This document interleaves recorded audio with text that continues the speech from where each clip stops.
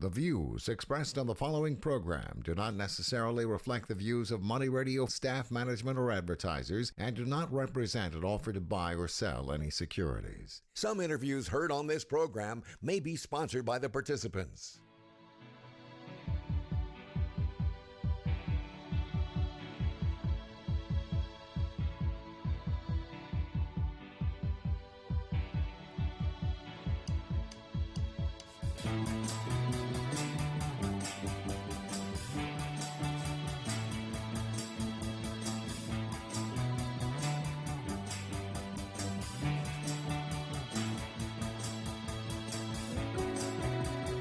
Good afternoon. You're listening to Health Futures, Taking Stock in You. I'm your host, Bob Roth, and it must be Friday, and indeed it is. We're coming at you live from the Scottsdale Air Park Studios, Money Radio 1510 AM, 105.3 FM, and the World Wide Web, moneyradio1510.com. And if this is your first time tuning into our show is about how our older adult population can live a healthier, happier life. How do they do that? They do that by listening to this show. And today is about, or should I say every show is about the guests I bring. It's not about me. And I'm really proud to have back on the show with me for a fourth time, Jan Dougherty. And Jan Dougherty is not only a good friend, but she has this company that she started up a couple years back called Travals. Did I say it right? Travals. And it's your partner in dementia-capable travel. And Jan has been on the show a number of times. The last time she was here was in October of last year. But really, the first time she was with me was in October of 2014. So it's really great to have you back on the show. Yeah, good to be back. Welcome back, Jan. Thank you. So a lot has happened. Mm-hmm. I mean, we're not quite out of the pandemic yet. We're still in the throes of it. But, you're in the travel business now, helping families that are really challenged with loved ones having dementia and Alzheimer's and really, dealing with travel. And here we are, the last Friday in April. May is just around the corner, and we have high school graduations, we got college graduations, we got summer vacations, we got weddings. I would imagine your business is starting to pick up a little bit. Yeah, we're hearing from travel agents, and I've got colleagues that work as travel companions that their phones are ringing off the hook. I know from attending support groups and doing webinars on how to help people travel well with dementia that there is immense interest. Right after 2 years of being separated from the people we love, it's all about reconnection. So yes, there is some pleasure travel, don't get me wrong, that people are getting back on cruise ships, but most travel really is related to seeing family and friends that they have been apart from now for 2 years. So a very exciting time, but creating some nervousness, as you can imagine, for families, unsure if they should be traveling or not. Yeah, we have a client in particular that we're actually helping them get to California, but the airplane was not an option. So we're going to be helping them with a caregiver driving over. Mm-hmm. So you got to accommodate in whatever way is going to be best and going to be successful and support the gathering that families hope for. I can't help but think that travel, and especially now that the FAA has, I don't know if it was an FAA rule or it came from the CDC, but they no longer wearing masks. It's the courts. The courts. That's right. We're overturning. The courts overturned it. Yeah. But I mean, travel for a older adult with dementia or Alzheimer's, and I should correct myself because it's not just older adults. We're seeing younger and younger people these days having dementia and Alzheimer's. I just lost a classmate of mine, and he was 60 years old. Yeah, and, sorry. Early dementia and Alzheimer's. Yeah. But so I can imagine wearing masks has not been easy. Well, I think it's been difficult for everyone, hasn't it? And not only just people living with dementia, but a variety of hidden disabilities. So we know for people with hearing loss that the masking has created even greater disability as they rely on reading lips and they can't see. The lips move. We know for people who are prone to anxiety or PTSD, that masks have escalated their level of anxiety as well. So it's really been tough for many populations, people living with autism, right? There are a variety of people with disabilities who have really struggled during this time. So if anything, my work around travel and dementia has really, I think, broadened to include many people with hidden disabilities that we often don't think about. Right. And what's exciting is there's really a movement now towards hidden disabilities and raising awareness about that and supporting in particular travel, whether it be through an airport, on an airline, or even in a community. Now, this work started in the United Kingdom with a program called the Sunflower Lanyard, which is a bright green lanyard with sunflowers, but they started it really to raise awareness in the travel industry. It started at Gatwick and Heathrow Airport to raise awareness to the workers there that if they see someone with this lanyard on, that it would raise their awareness that here's a person who needs just more patience, who needs us to slow down and that sort of thing. Happy to say that movement is making its way here now to the U.S., and I think we have about 30 plus airports that are now using this sunflower lanyard. So the same thing. Sunflower. Same thing, and it denotes a person with a hidden disability, so you don't have to scream, hey, I have dementia, autism, whatever. It just says, I'm a person that's going to need some added patience and assistance. Here at Phoenix Sky Harbor, they did not adopt the sunflower program, but they are using what they call their compassion cacti lanyard. Same thing, kind of this bright green, but has saguaro cacti all over it.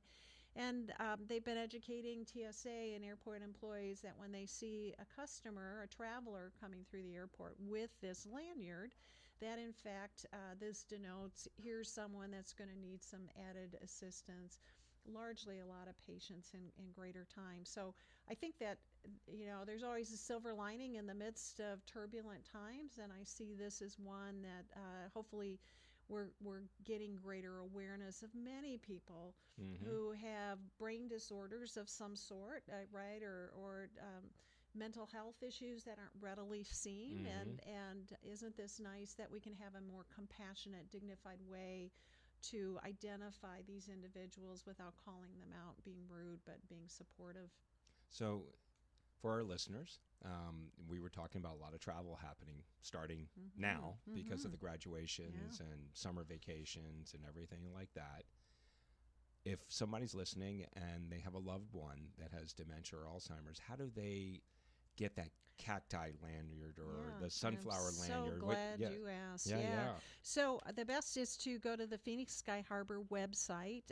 In that, you're going to find, or you can put in the search engine, the Compassion Center, or you could just put the lanyard in there, the Compassion Cacti lanyard, and it will take you to a site and an application process, or you can call into their Compassion Center that is staffed with folks who are very knowledgeable about a variety of disabilities, and they will help you with that. They often encourage several weeks, if not 3 months ahead of travel, that you go ahead and notify them of the intended travel, and they will make arrangements for you to get this lanyard. Now, another exciting thing that's happening with Phoenix Sky Harbor, so they're becoming dementia friendly. Thanks to Phoenix Mayor Gallego and the movement that we started in Tempe. We're just delighted, and I've had the privilege of working with these folks at Phoenix Sky Harbor who are just amazing. And they're not only doing a lanyard, but they're actually creating a concierge type of service where they will actually assist you and escort you to your gate. They'll stay with you. They'll be an extra person through the security process. So really quite remarkable, the work they're doing. It's really impressive. I just pulled it up on the website. Compassion Corner, a dementia-friendly space. It talks about, there are, 3 primary components, and, it talks about where they're located. So if you're listening, go out to Phoenix Sky Harbor, to their website, skyharbor.com, and you can find this and really it really explains how to get connected with them, and you should be connecting with them if you have a loved one that has dementia or Alzheimer's. Absolutely. Or some type of hidden disability. Disability. Right. But for our listeners, and certainly my heart is working with people who are living with dementia. Right. This is something that can be tremendously helpful. But again, it is for other people. Well, what's interesting for me is the timing of having you here on the show. Because, a lot of people are traveling. You just told me before the show started your travel plans for the summer. Yeah. And I told you about mine. So, this is a perfect time to really have this knowledge base right now. So go to skyharbor.com, Compassion Corner, a dementia-friendly space. You're listening to Health Futures Taking Stock in You. I'm your host, Bob Roth. I've got Jan Dougherty here in the studio. Stick around. We got 3 more segments. We'll be right back.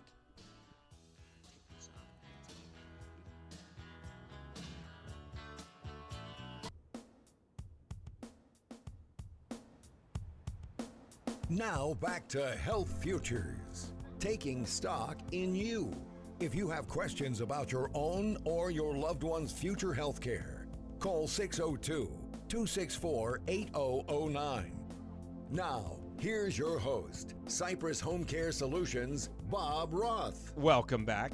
You're listening to Health Futures Taking Stock in You, and if you're just tuning in, I have got Jan Dougherty here in the studio with me. She's a good friend, and I'm not going to say an old friend, but a friend that I've known for a while now. And she's got this company called Travels, and Travels is your partner in dementia capable travel. And we were talking about in that first segment about all the travel that we're doing now, especially now that we've come out of this pandemic. And I'm sorry, we're weaning our way out of this pandemic. We're not out of it yet. We're living with it. We're living with it. Yes, we're figuring out how to function. And she gave some great tips to our listeners, and I just want to reiterate, Sky Harbor is a phenomenal airport here, and they've embraced the whole concept of dementia friendly and this compassion corner that they have. So if you have a loved one that is traveling with you, or you need to travel with them, or somebody needs to travel with them, please reach out to Sky Harbor. You mentioned that you should do that a couple weeks in advance. Don't wait to the last minute. Right. It's always good to work in advance. The other thing that many people aren't aware of is the TSA. So the TSA has a program called TSA Cares. And likewise, they have, if you just Google TSA Cares, it'll take you right to their website. But what's really quite lovely is they have hours throughout the week that you can call in, and you can send an email request as well. But essentially, you could request a passenger support specialist. Wow. So it's a TSA officer who has added training and working with people with a variety of disabilities.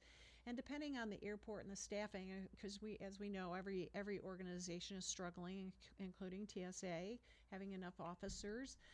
But in major hubs like Phoenix, for example, you're very likely to get a passenger support specialist when you call ahead and say, I'm traveling with my mom, she has dementia, I feel like I'm going to need some added assistance.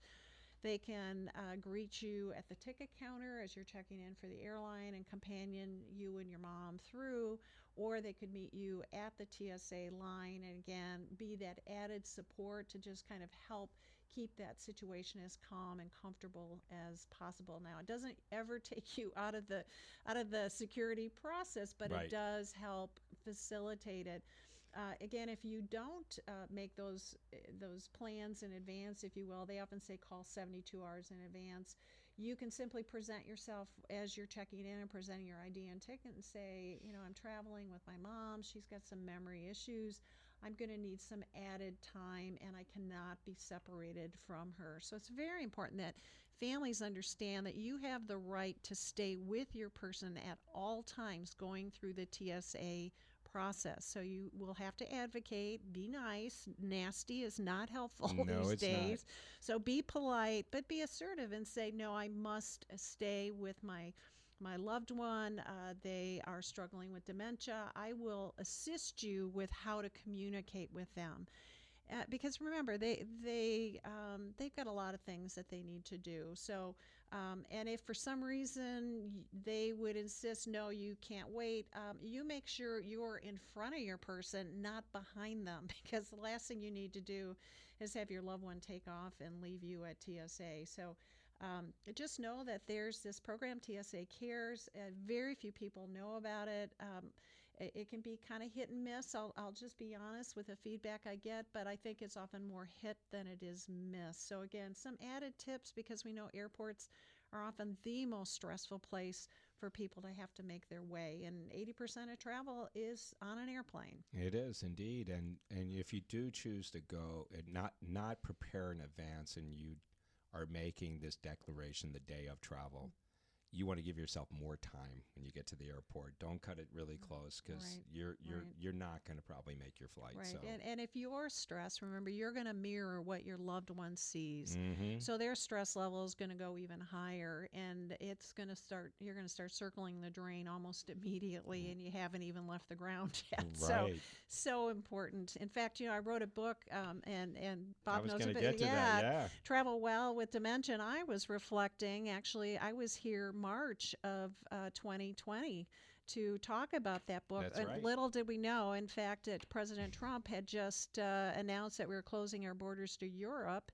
So not a great time to write a book about travel with dementia, but it's all still relevant. And, it's about these tips about how important it is to plan ahead and set expectations and just do your very best and make sure you have fun. Do you remember that day? Oh, I remember that day. It was March 13th. It was. My son was on a plane coming back from Barcelona. He was on his senior from college spring break when I called him at 2 o'clock in the morning in Barcelona as he's out on the promenade, probably having had a drink or two. Probably. And I said to him, I am bringing you home on United Airlines. You need to go get your stuff and get to the airport. He's like, but mom. My husband's on a phone with China, and he walks out and he says, somebody just bought a $1,200 ticket on United Airlines from Barcelona to Phoenix. And I said, I'm bringing him home. Wow. So I remember that. Yeah, and I think, if you go to our website and you want to go hear that telecast or that radio cast, you'll probably hear that, because I think I remember talking about that. You told me he was on his way home. Those were scary times. Yeah. Really, really were. A lot of uncertainty. Which kind of gives us a sense of what it feels like for families, right? To be traveling with someone that they're uncertain about. How are they going to do cognitively? Are they going to lash out? Are they going to be impatient? Are they going to get anxious? And, that uncertainty really adds to the stress of what is already stressful. I mean, even though travel can be tremendously fun, I love to travel. It is stressful. Oh, it is. So, it certainly helps me understand the plight of families as they think about trying to connect and stay connected to others. There are times when I fly to LA. I have 2 children that live there, and some of the times, the flight gets delayed, and you got to get there early, and you got to go through TSA, and I always think to myself, why didn't I just drive? Why don't you just drive? Because, if I drove, it's 6 hours, 6.5 hours. By the time you get through all of this, it's 4.5 hours. So, just for that peace of mind. I mean, sometimes you think about that stress that you're talking about that comes along with travel. And that's important, too, because sometimes maybe the travel your family wants you to do just becomes unrealistic, right? That that your loved one has passed their ability to travel effectively, or the added stress that it has on you is really going to take away from the moment. So, graduation coming up, that perhaps your family member doesn't even remember this grandson who is graduating. Not their fault. They've got a terrible disease that has stripped that memory.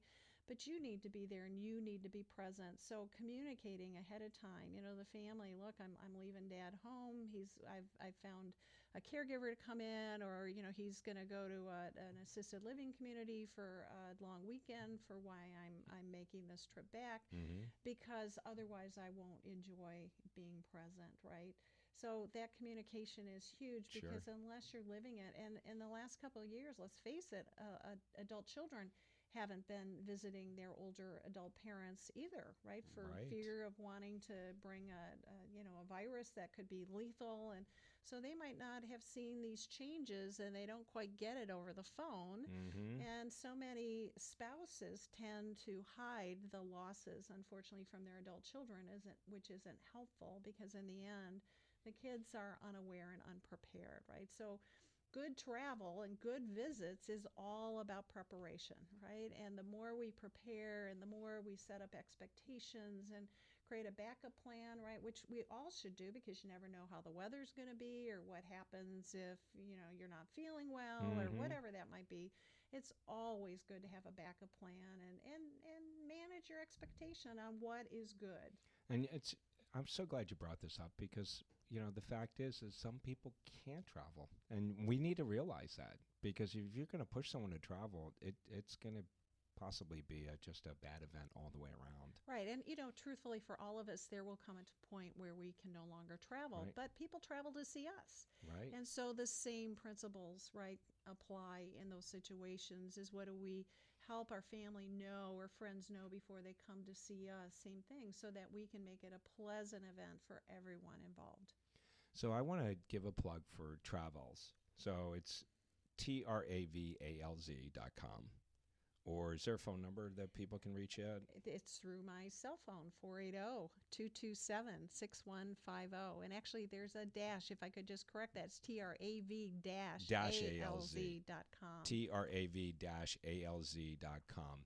So when we come back in the second half, I want to really talk a little bit about how this came to be.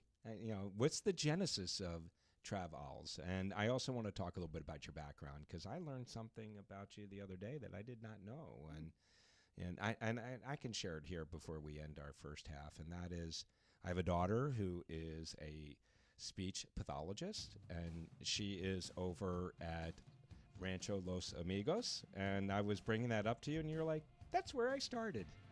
It is a small world, and it's supposedly an incredible rehab hospital in L.A. County. You're listening to Health Futures, Taking Stock in You. I'm your host, Bob Roth. I've got Jan Dougherty here in the studio. We're down one half. We got a second half coming right up. We'll be right back.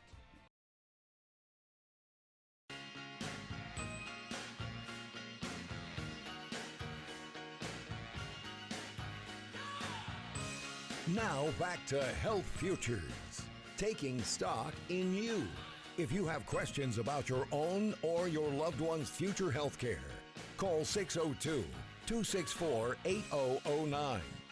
Now, here's your host, Cypress Home Care Solutions, Bob Roth. Welcome back. You're listening to Health Futures, Taking Stock in You. And if you're just tuning in, we're in our second half here. We're coming at you live from the Scottsdale Air Park Money Radio Studios, 1510 AM, 105.3 FM, and the World Wide Web, moneyradio1510.com.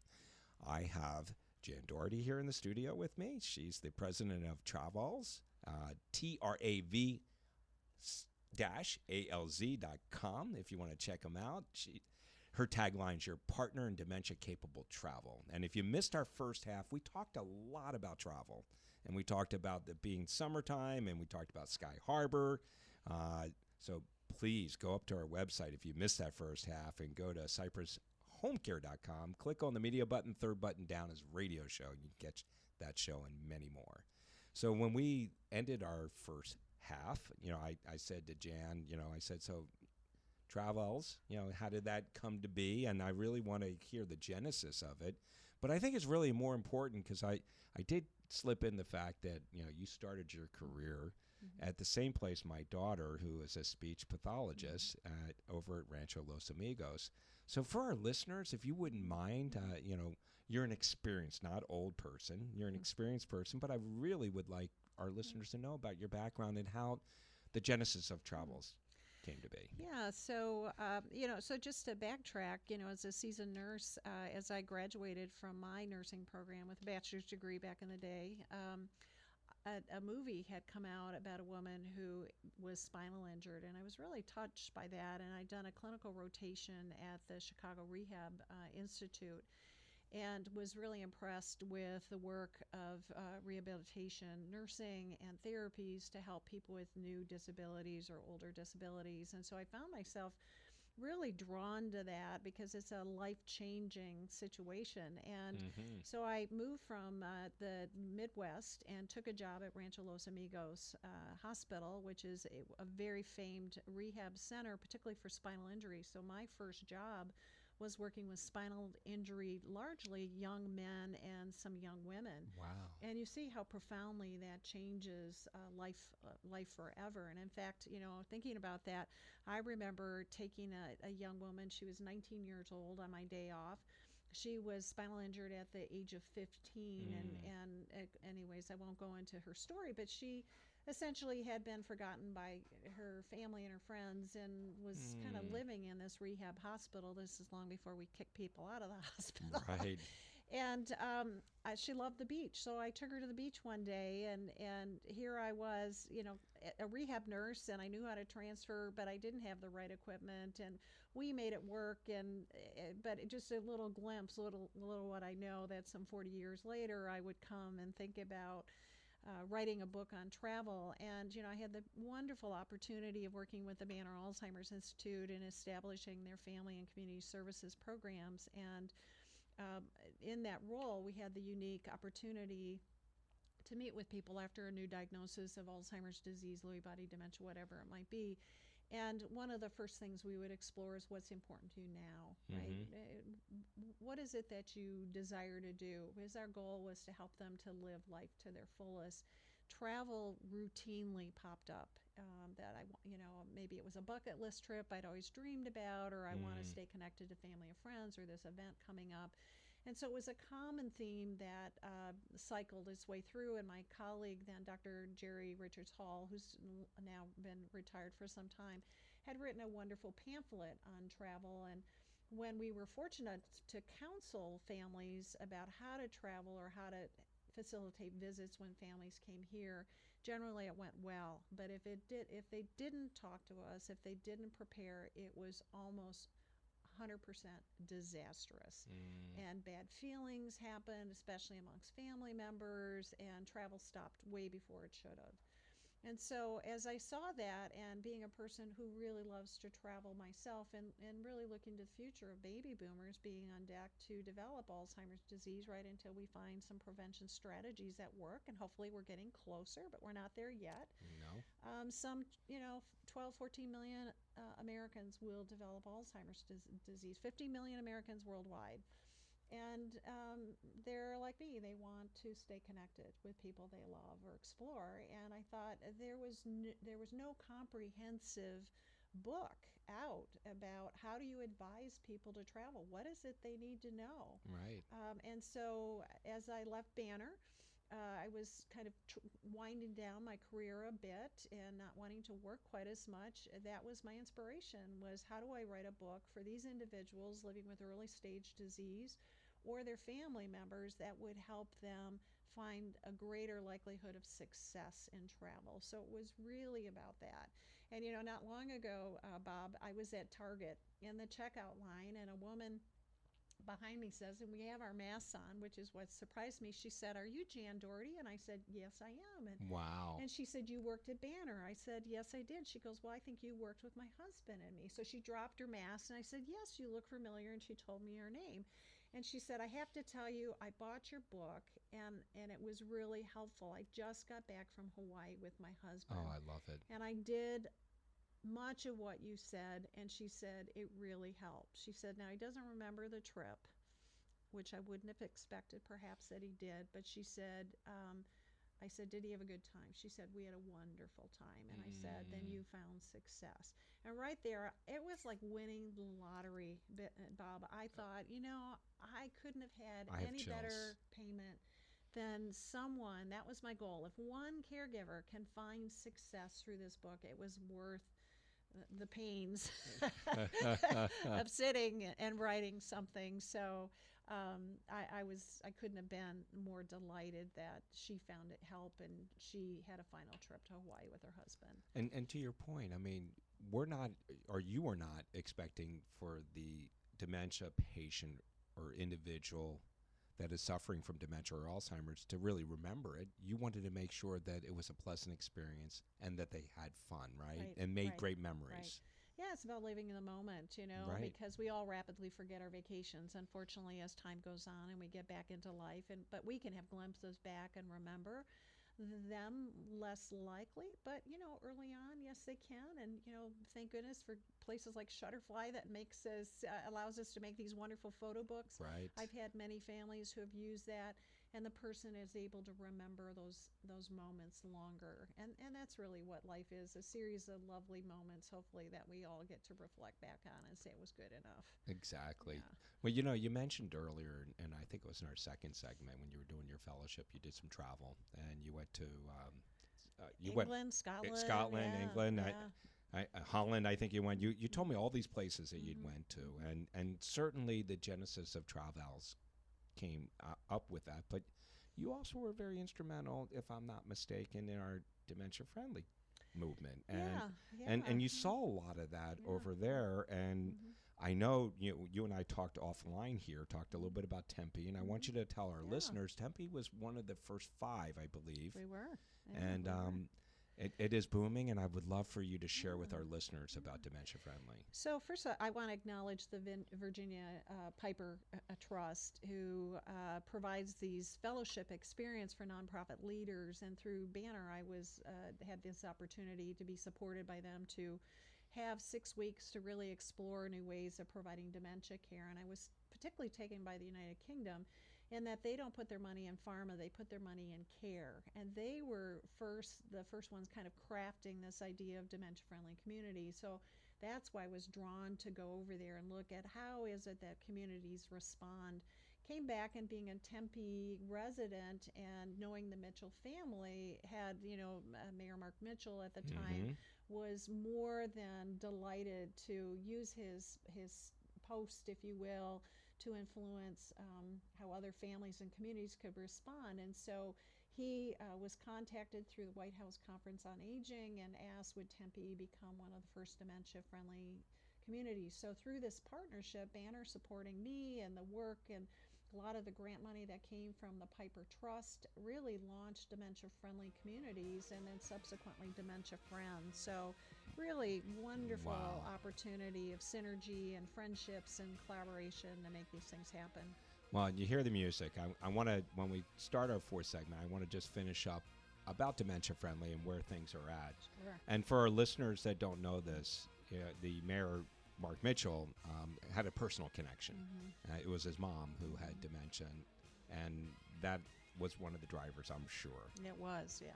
You're listening to Health Futures, Taking Stock in You. I'm your host, Bob Roth. I've got Jan Dougherty here in the studio. We got one more segment. Stick around. We'll be right back.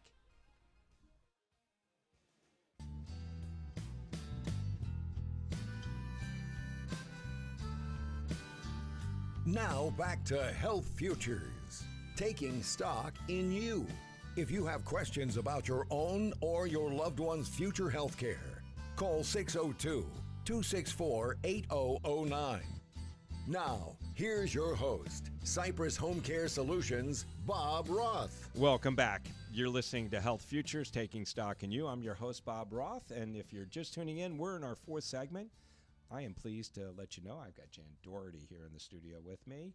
She is the president and founder of Travels. They're your partner in dementia-capable travel, and you can learn more about them by going to trav-alz.com. And if you missed our first 3 segments, go up to our website at cypresshomecare.com. Click on the media button, 3rd button down is radio show. You can catch this show and many more. So when we finished the 3rd segment, we were talking about dementia friendly, and we were talking about this incredible fellowship program that you were very privileged to get through the Virginia Piper Foundation, and we're really successful in getting it up and going in Tempe, one of the first 5 in our nation. And I'm just so delighted and excited. I mean, it's happened for, I think it was like 5 or 6 years ago. It's been a while. And, we were talking about Mayor Mark Mitchell and his personal connection. And, for people that don't know, he is former Congressman Harry Mitchell's son. And he used to be the mayor of Tempe, and he used to be a professor at ASU. So there's a real tight connection with the Mitchell family. and ASU in Tempe. But, Dementia Friendly's gone even further than that. There's other dementia-friendly communities and stuff that is happening right here in our backyard. Is that correct? Yeah, it's really exciting. Tempe certainly was the launch spot, if you will, and I have to give kudos to the city leaders really who embraced it and created positions for. Right, the city really owned it. It was a banner initiative that became a city program because it was dementia-friendly Tempe, not dementia-friendly Banner, as Right. I would point out.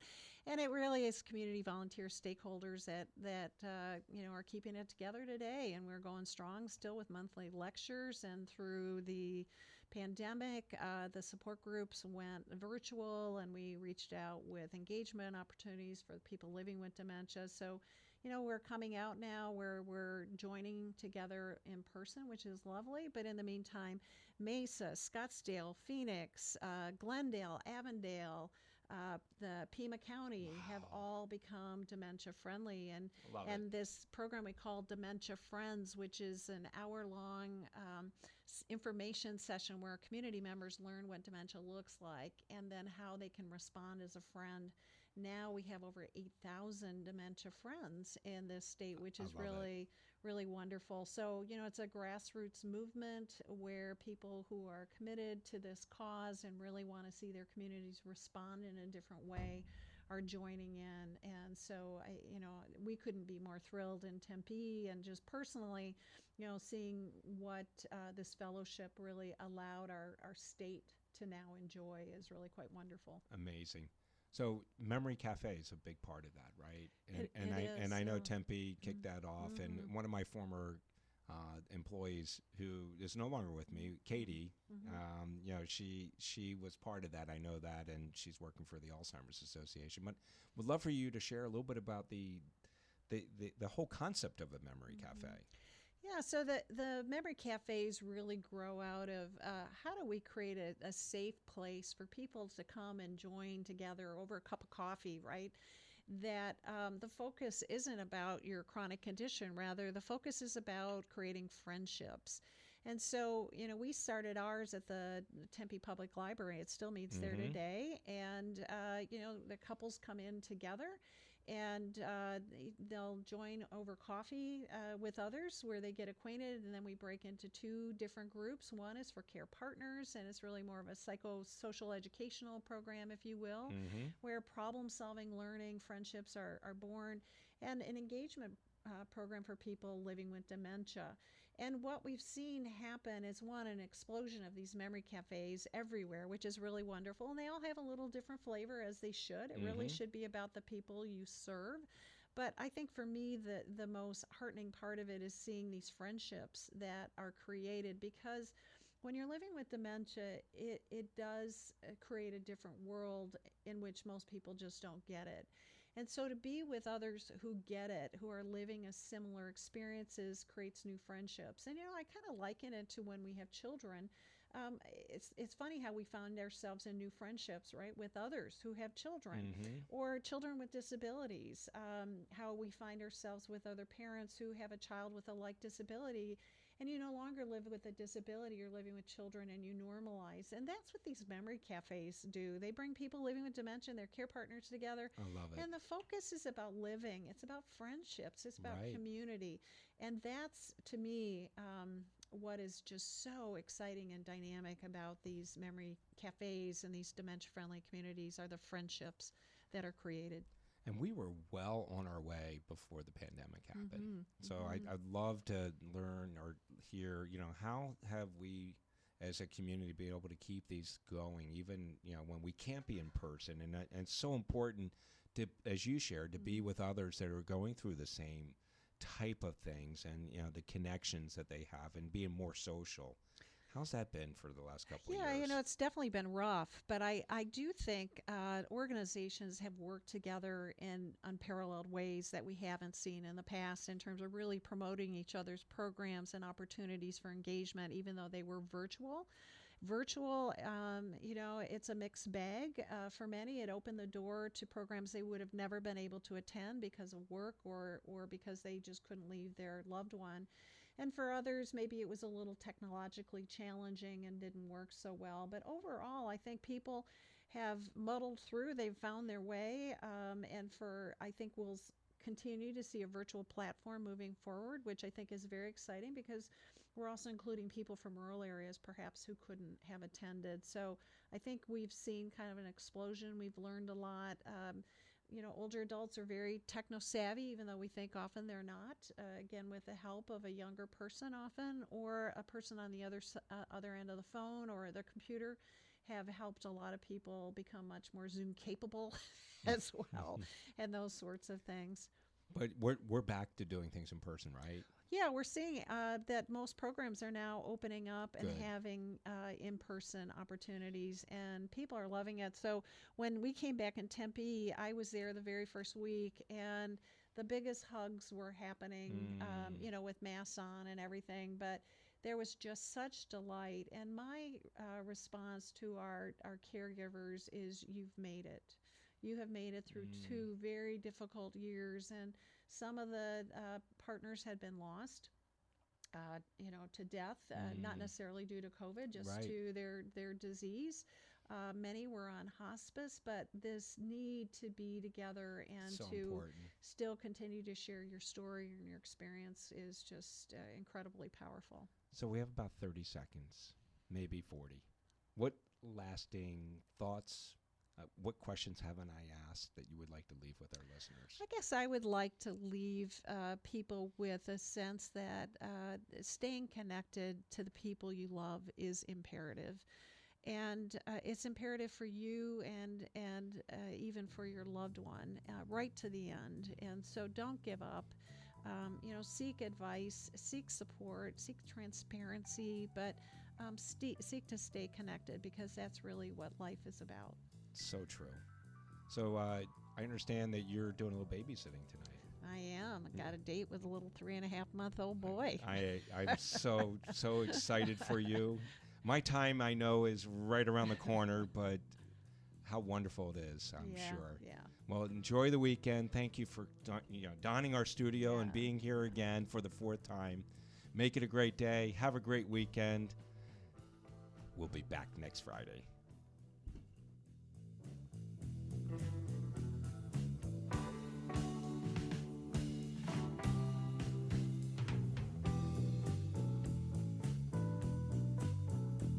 There's no place like home. You've been listening to Bob Roth's Health Futures. If you have questions about your own or your loved one's future health care, call Cypress Home Care Solutions at 602-264-8009. That's 602-264-8009. Or visit cypresshomecare.com. Be sure to join Health Futures with Bob Roth every Friday at noon, right here on Money Radio 1510 and 105.3 FM.